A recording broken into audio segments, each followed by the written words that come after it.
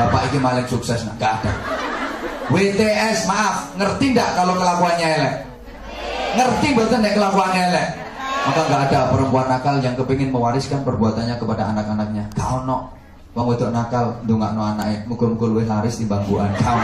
Sekali lagi, ini nggak bisa dibohongi. Hati nggak bisa dibohongi. Maka orang melakukan kebaikan sama orang melakukan kejelekan, itu perasaan di hati pasti berbeda. Halo. Nek nglakoni apik mesti ning ati tenang, bahagia. Nek nglakoni elek mesti ning ati gelisah. Ibu, Mbak. Kita celuk ibu apa tak celuk Mbak? Oke. Oh, adik. Wis, adik. Kemayu. Oke. Wong iku nek nglakoni apik mesti ning ati tentrem bahagia, tapi nek nglakoni elek mesti ning ati resah, gelisah. Pasti itu, pasti. Coba saya tanya, bawa uang sendiri sama bawa uang organisasi rasanya sama apa beda? Beda. Kalau bawa uang sendiri tenang, bawa uang organisasi entit-entitan mesti gelisah. Makan jatah sendiri sama makan jatahnya orang lain sama apa berbeda? Beda. Halo? Halo. Di bawah suami sendiri sama di bawah suami orang itu rasanya sama apa beda?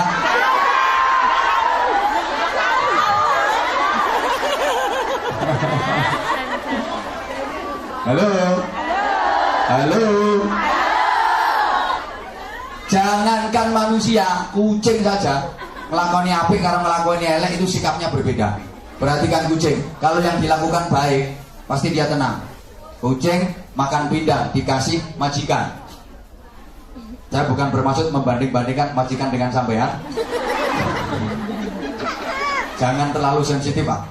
Ada kucing dikasih pindang sama majikannya, resmi itu milik dia, di tempat biasa dia makan, pasti tenang dia makan. Mesti anteng, mangan iso khusyuk, ngalang-ngali sholatnya sampean. Karena sampean sholat gak pernah khusyuk. Lah wong enak-enak ruko diceluk majikan kau wakilan gitu. Sholat dengan majikan itu penting majikan.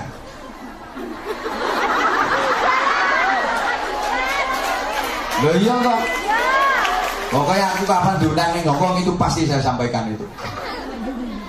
Orang kok buka rahasia, mau kenyataannya yang ngono tenang. Kadang sholat yang delik-delik. Wis tak dongano muga-muga oleh majikan sing apik kabeh. Muga-muga sampeyan dadi majikan, majikannya dadi sampeyan. Halo. Halo. Coba kucing mangan resmi halal sasuwanallah tenang. Apa ana bledek tuwor.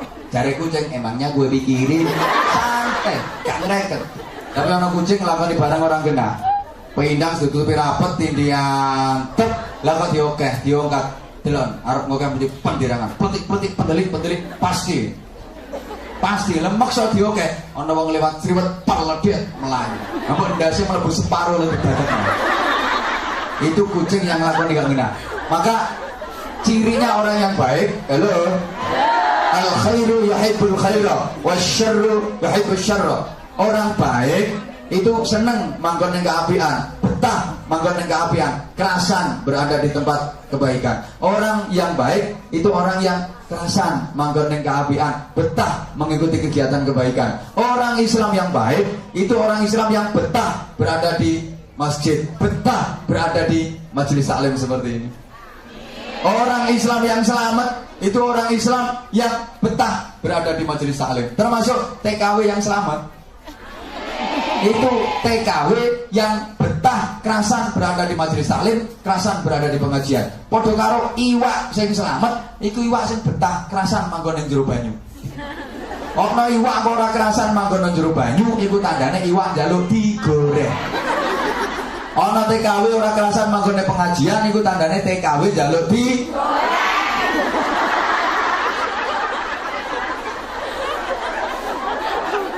Ya, ini kata Pak Konsul Kajari tadi kan agar 63 itu nggak bertambah.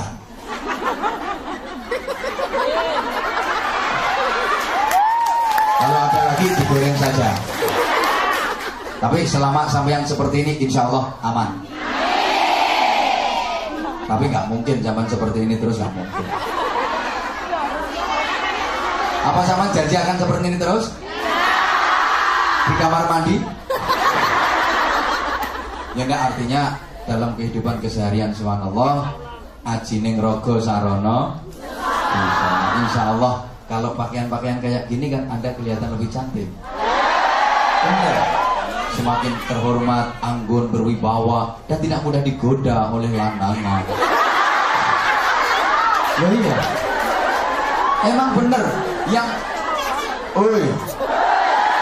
kalau saya ngaji di daerah Indonesia sana, tak sampai no. Dadi wong wedok supaya selamat coro jajan Tirwo Lemper Nogosari. Rukun aman gak dirubung laler. Soalnya bungkusan rapet. Ojo tiru bikang. Wis sudah ngelowek bisa. Dirubung laler. Bener. Rata-rata kasus-kasus pemerkosaan yang terjadi yang ada itu kesalahan dari pihak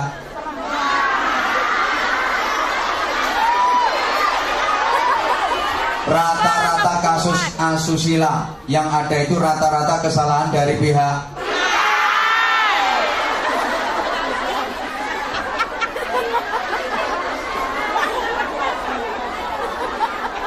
salahnya pakaian merangsang, menantang, bikin tegang. Kan sekarang mode kan pakaian dalam jadi pakaian luar, mentok ngetok bawah pakai bupati buka paha tinggi roket dogur mepet selakangan atas sekwilda menampakkan sekitar wilayah belian pakaiannya itu kayak gini seret ya Allah, sini Bromo sini Galunggung putu ya Allah. Saya itu udah kadung dipanggil kiai, boh kiai temen boh enggak, tapi udah kadung dipanggil kiai ini saya rodok no lah sering kelihatan kayak gitu ya Allah. Bener kula niku lek ngertos ngoten niku masya Allah yo seneng jadi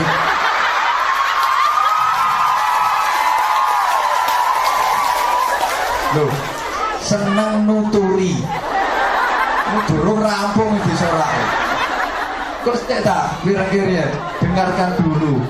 Saya itu jujur kalau lihat yang kayak gitu seneng nuturi dan pasti saya berdoa agar kita model aku tuh ya Allah moga-moga dicoloti kiri nanti kerayah dikeok bisa mesti resik si modelnya ben.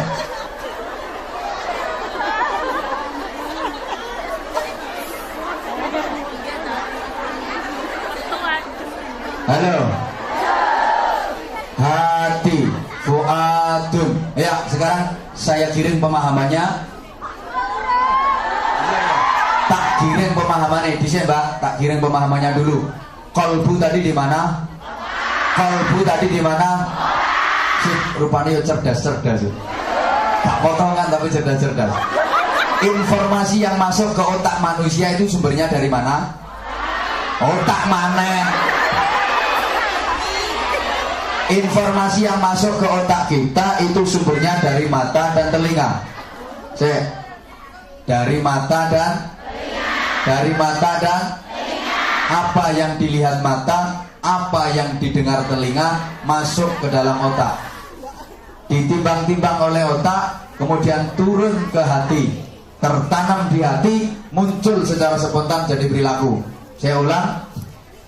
Apa yang dilihat mata, apa yang didengar telinga itu masuk ke otak, ditimbang-timbang oleh otak, turun ke hati, tertanam di hati, muncul spontan jadi perilaku, jadi akhlak. Maka perilaku, akhlak, moral, karakter itu tergantung apa yang masuk dan tertanam di hati.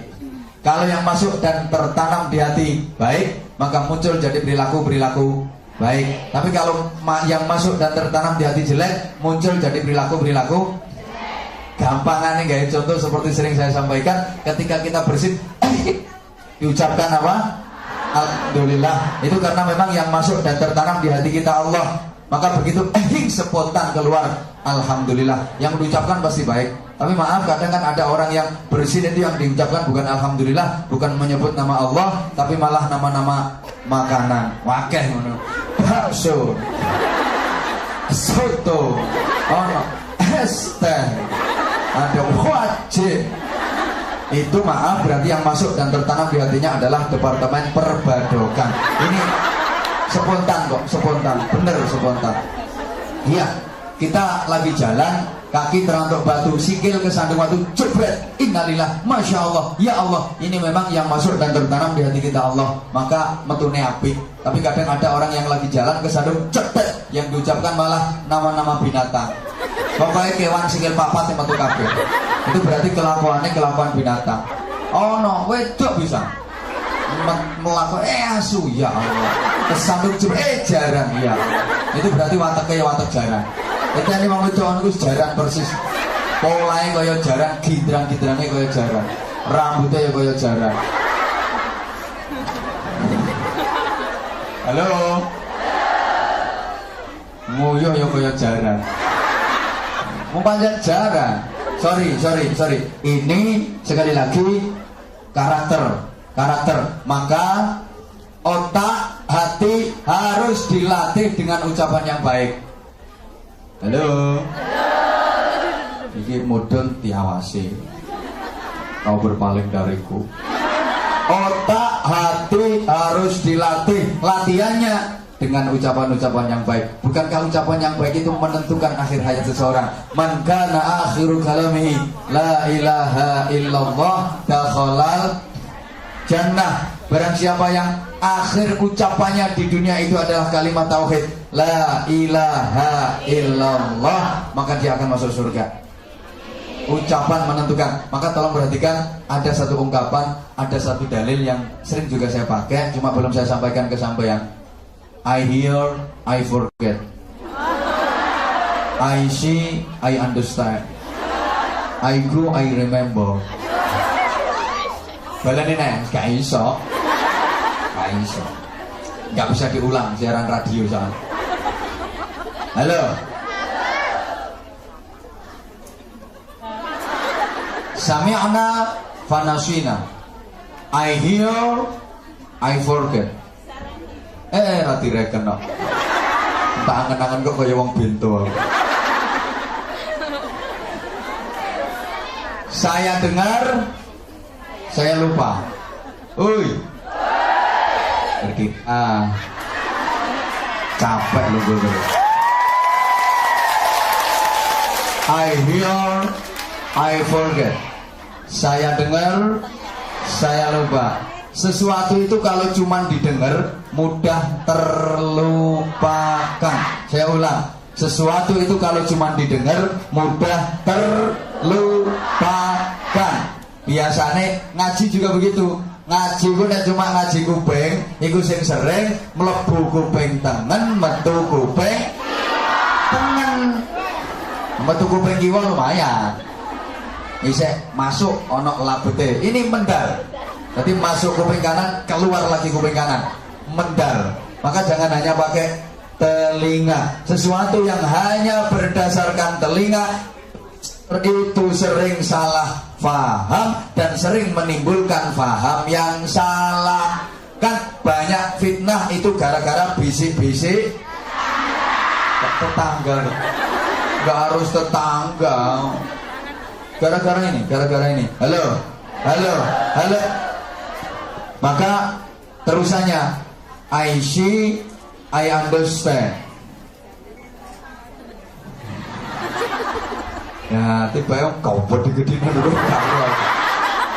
Enggak tahu kalau di belakang saya banyak orang-orang besar. Mana rasa kali takut besar apanya? Ya, besar orangnya. Saya lihat, saya mengerti. Pak, ngomong ada ngrungokno sampeyan ngrungokno aku. Saya lihat, saya mengerti. Kalau dilihat itu lebih mudah dimengerti daripada sekedar didengar. Artinya pengaruh dari melihat itu lebih kuat daripada Saya ulang. Mbak, nang lu Mbak aja omong apa, Mbak? Oh, yang wong arek-arek gak nyawang aku terus nyawang sampean. Iya, kuning sampean sama gawe wedak ning aku ora. Nanti aslinya aku wis gosong ini iki. Iya, meskipun gosong tapi alhamdulillah banyak juga yang ngelokno aku ireng. Saya lihat, saya mengerti. Kalau dilihat itu lebih mudah dimengerti. Mulane setitik ngaji itu daripada sekedar ngrungokno ngangge kuping, lebih cepat masuk ke otak yang langsung dibaca. Membaca itu pengaruhnya lebih kuat daripada mendengar. Maka hati-hati menggunakan mata. Apa yang dilihat oleh mata masuk ke otak, ditimbang oleh otak, turun dalam hati. Kemarin sempat saya sampaikan, halo, mata kalau benar penggunaannya, subhanallah, pahalanya luar biasa. Ada dua mata yang kelak di akhirat tidak akan pernah tersentuh api neraka, gak akan pernah terjamah api neraka, gak akan pernah terbakar api neraka.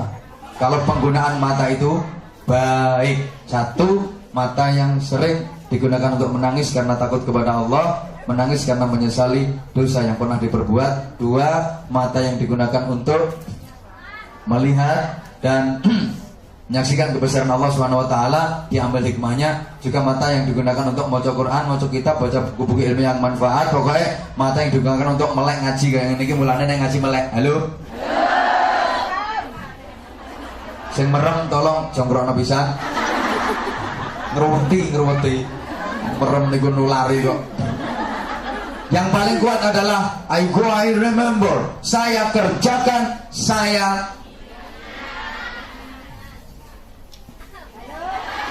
teringat. Saya ulang, saya kerjakan, saya teringat.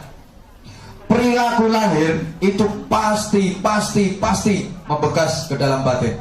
Ketika kita lakukan, kita pasti akan selalu teringat. Bahkan, tolong perhatikan, apapun yang direkam oleh otak kita itu tidak pernah hilang, hanya tertindih oleh kepentingan sesaat dan suatu ketika bisa muncul kembali. Halo, apapun yang direkam oleh otak kita itu nggak pernah hilang, hanya tertindih oleh kepentingan sesaat dan suatu ketika bisa muncul kembali. Saya tanya, jawab yang jujur. Mbak yang hadir di sini dulu pernah naksir seseorang? Pernah naksir seseorang? Tapi nggak kesampaian? Kasihan. Saya juga pernah, jujur.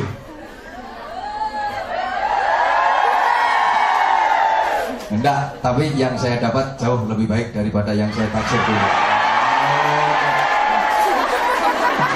Halo sayang. Jujur, saya juga pernah menaksir seseorang, tapi orang yang saya taksir nggak naksir saya. Saya pernah. Saya nggak merasa patut untuk dikasihani. Kenapa? Karena yang saya taksir dengan yang saya itu justru lebih baik yang saya dapat. Oh, lebih baik yang dapat. Justru yang dulu saya taksir nggak mau itu pasti sekarang menyesal luar biasa dia.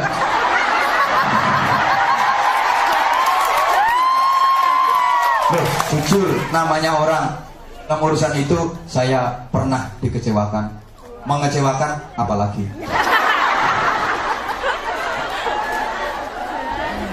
Nggak, mudah-mudahan kita semua yang hadir ini tidak pernah dikecewakan dan tidak akan pernah mengecewakan. Amin murah arah mandi, karena itu nggak mungkin terjadi. Subhanallah. Halo. Kita rata-rata dulu pernah menaksir seseorang tapi nggak kesampaian. Suatu ketika bisa ingat kembali nggak? Suatu ketika bisa ingat kembali nggak? Bahaya. Ojo diterus-terus no.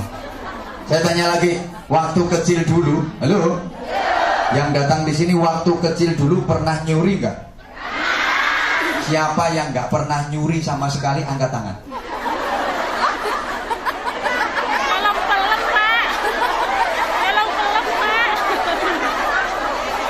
Siapa yang nggak pernah nyuri angkat tangan? Waktu kecil dulu. Pak Hari dulu pernah nyuri. Orang sekarang jadi konsul-konsul di KBRI itu dulu kecilnya pasti pernah nyuri. Wah, aku biar tahu kok. Lu jujur toh? Pernah.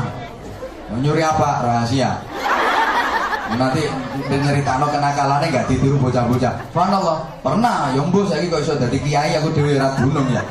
Pernah. Dan satu ketika pasti itu akan muncul kembali, ingat kembali. Maka hati-hati memasukkan informasi ke otak kita. Hati-hati, harus dilatih dengan pertama ucapan yang baik. Falyaqul khairan aw liyasmut. Ucapkan yang baik. Kalau nggak bisa mengucapkan yang baik, lebih baik diam. Halo. Jemaah sekalian yang saya hormati rahimakumullah. Falyaqul khairan. Ucapkan yang baik. Ucapan yang baik itu ucapan yang manfaat.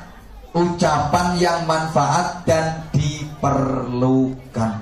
Kalau nggak manfaat, nggak diperlukan, nggak usah ngucap, nggak usah ngomong. Ngone kakean malah salah. Coba yang punya anak.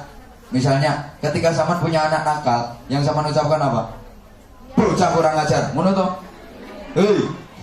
Bocah kok nakal, bocah kok kurang ajar, anak nakal, anak kurang ajar. Dengan sampean ucapkan anak nakal, anak kurang ajar, kira-kira nakalnya, kurang ajarnya waras napa mboten?